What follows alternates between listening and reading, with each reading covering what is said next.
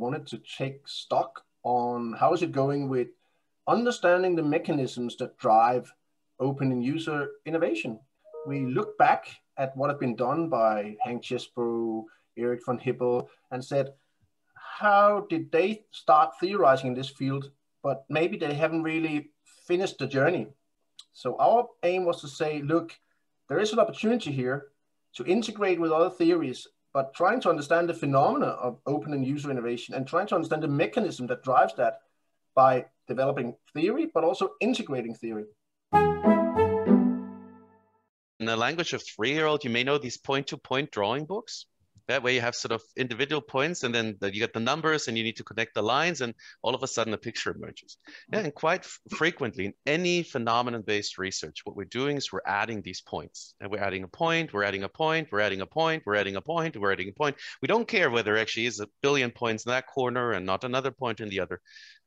But very rarely sort of people sort of take a step back and start connecting the dots. You don't have to draw the full picture and sort of point out or color out all the edges. Yeah, theory is the model. Theory doesn't need to be sort of perfect. No, but what you need to do at some point is see what happens when the dots are connected. We want to encourage to take that step back and try and say, what patterns do we see?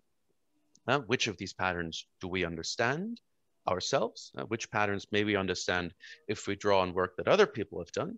And at the same point in time, which of these patterns could sort of inform someone else? Yeah, that actually, I don't know, we can draw pictures that we never thought were possible. I think we are all part of a great innovation community, and the community is growing over the last years. We are getting bigger and bigger, and we all do understand the phenomenon of open and user innovation quite well, and even better. We talk about a lot of examples, we write a lot about cases, but I think we want to push it a bit further, and we want to include also other management theories, other areas. Is it entrepreneurship? Is it marketing? Is it org theory, and so on? So we would like to make it even bigger, but also, as we already heard before, we want to push a bit more on theorizing part. The setting is the Japanese fishing industry and user innovation in there, and it's not just that you'd be like, oh, that's a context that I wouldn't have expected. The authors were willing sort of to theoretically engage with this context. So we see wonderful arguments in this paper about imprinting and many other for the lack of a better term, deeply theorized ideas.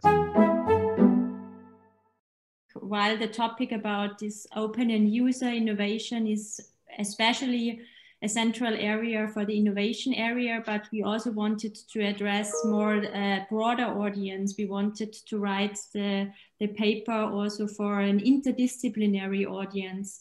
It's about intellectual property rights or innovation or portfolio management. We mentioned before the entrepreneurship area. So if we think of open user innovation as a collected set of practices, which practice should I apply when? What does it lead to? How do I staff it? So the top managers and innovation professionals, they are facing huge challenges, and they are debating about how their organization should best interact with the external crowd, with the user innovators.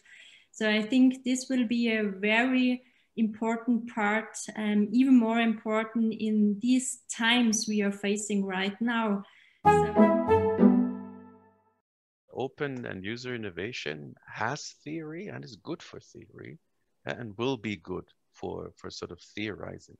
Open and user innovation, more than a context, exclamation mark. Yeah, that would be my line. Open for theory.